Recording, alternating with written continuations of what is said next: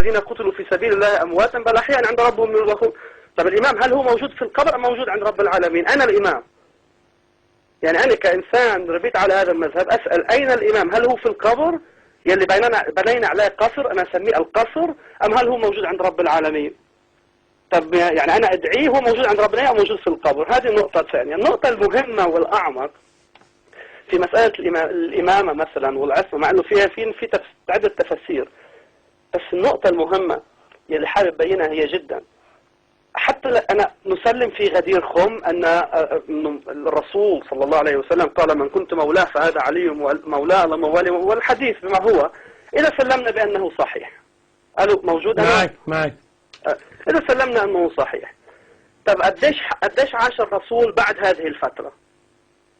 يعني شو هو الوقت اللي كان تحبوا تساعدوني في هذه النقطة؟ كم شهر يعني رجع حوالي 10 كم سنة؟ لا مش كثير. لا رجع من الحج، إذا صح الحديث بعد الغدير، يعني رجع من الحج في ذي الحجة، عاش بعدها 3 شهور إلا يعني شهرين و10 أيام. أقول 10 أيام، ما شهرين و10 أيام. شهرين. طب أنت حتى تثبت حكم شخص وشايف عليه خلاف، وانت حتقول له مثل ما نقول نحن في المذهب انه حتقول له حيجي وقت وتنقلب عليك الناس وكذا وكذا. طب ما انت ثبته في الحكم مباشرة بعد ما ثبته، ليش ما اعطيته الحكم بعد ما انت ما رحت؟ اذا هذا ندعي انه الرسول فعل هذا وغدير خم كان لهذا للسبب، طب ليه انت هنا لما تروح انت نفترض وصلت على المدينة يا رسول الله صلى الله عليه وسلم وصل على المدينة، ليش ما سلم الحكم للامام علي مباشرة بوجود الرسول حتى ما حدا ينقلب على الامام علي؟ فكنا بهذه ال3 أشهر ثبت الحكم الإمام علي وما حدا قدر ينقلب عليه بعدين. هذه نقطة مهمة يعني ما حدا عم يناقش فيها، بس هذه دائما هذا من أهم الأسئلة. طب ما هو موجود في هذا الوقت في هذا العالم، إذا ملك بده يسلم ابنه بحاول يوصله هو موجود، حتى إذا عاد بده ينقلب عليه حتى يروح يقلبه يعني ما يخليه موجود. طب هون نحن عم نحكي لكن كيف فعل هذا الرسول؟ إنه نحن عم نحكي الرسول حط الإمام علي عليه السلام، وبعد كل هذا الشيء بعد ما حط الإمام علي في هذا الحكم 3 أشهر الرسول ظله حاكم.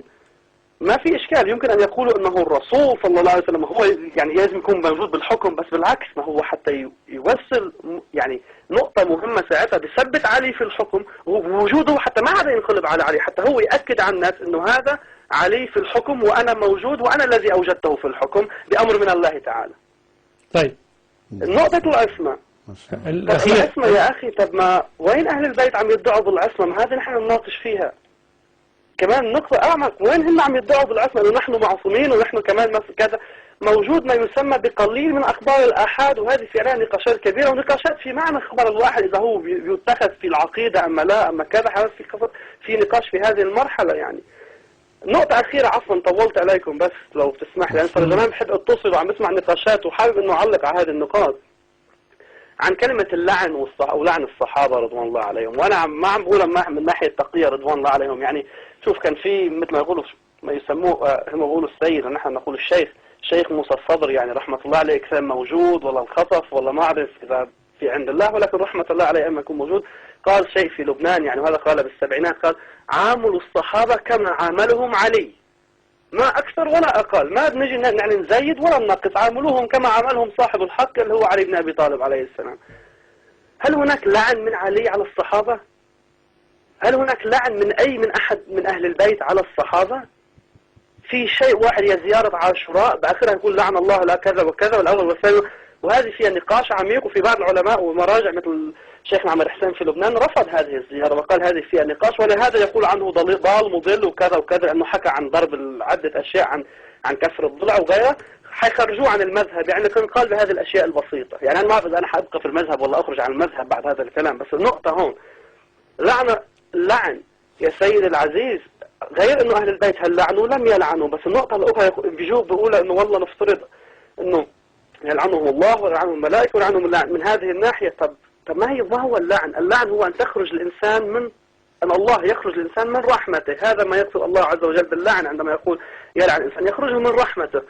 إذا أخرجه من رحمته أكيد الملائكة ستخرج هذا الإنسان من رحمته، وإذا أكيد إذا نفترض يلعنهم اللاعنون يعني من عنده رحمة يخرج هذا الإنسان من رحمته أيضا. هذه معناها ما معناها أنه أنت تقصد كلمة اللهم العن يعني أنت عم تروح تنقص عم تشتم هذا. وفي العرف نحن موجودين فيه العرف هون صار اللعن يدل على الشتم، فإذا هذا صار غلط. من هذه الناحية إذا واحد عم يقصد فيها الشتم، وإلا حتى الأساس كمان اللعن، وحتى لم يقصد بها الشتم قول اللهم إن أنت في شيء شخص حسيت أنه أخطأ معك أو أخطأ معي إنسان آخر، قل اللهم اهديه، أما اللهم اخرجه من رحمة، أما اللهم ارحمه يا أخي. في يوم حنقف جميعا أمام الله يوم القيامة، ما في أحد مننا معصوم، الجميع أخطأ. أي مرجع دين أو عالم أي أحد يقول إنه ما أخطأ، الكل أخطأ. فيا أخي فلا نرحم بعضنا البعض حتى يرحمنا الله يوم القيامة يا عمي، ويرحمنا في الدنيا وفي الآخرة أيضا. الله. والنقطة الأخيرة حابب بينها أكثر أرجوكم، يعني بس هذه اللعن، أكره هذه النقطة جدا. يعني أهل البيت ما لعنوا، أصحاب الحق ما لعنوا، أنتم هنا تستنبطون هذا اللعن يعني. بس النقطة الأكثر من هيك، يعني دائما تستعمل كلمة سنة وشيعة يا عمي، ما في إشكال. هذه للاثنين معا. هل الرسول كان سني أم شيعي؟ كان مسلم. في القرآن عندنا إسلام وإيمان، فيا عمي فتوحدوا واعتصموا بحبل الله جميعا. ولماذا هذا التفريق للجميع يعني؟ الله أكبر. إن كانوا إن كانت ولاية علي بن أبي طالب لأنه على حق مفترض من ناحية أنه من بعد الرسول وكذا وأنه من الصحابة، فالجميع يكونوا مع علي، ولا أحد ضد علي، ولا أحد يكره علي أعتقد. طيب. وفي نفس الوقت الصحابة أخذوا في الحكم، أما هم أخذوا في الشورى، أما في التصويت، أما في هذا يعني. طيب أخي علي، ما هذه النقطة، علي رضي بهذا الشيء، فلماذا نأخذ به إذا؟ طيب. ونقول جميعنا مسلمين يا عمي، ليش نكون في سنة وشيعة؟ أنا أعطيتك شوي وقت زيادة لأنني أحب النكهة اللبنانية في الحوار، الصوت اللبناني في الحوار من مدة ما سمعناه، فيعني عوضتك عن اللبنانيين كافة.